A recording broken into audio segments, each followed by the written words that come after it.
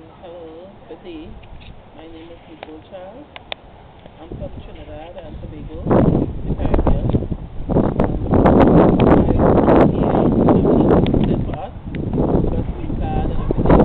We came here to Tobago to visit my mother. My daughter is 21 years old, she's not here right now.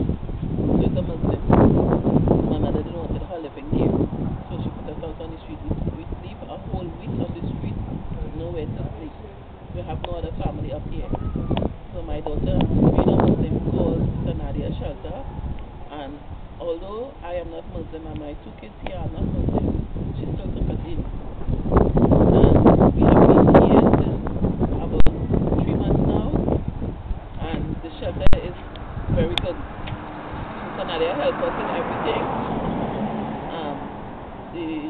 Right now the shelter right now we are in need of clothing because the Caribbean do not have snow.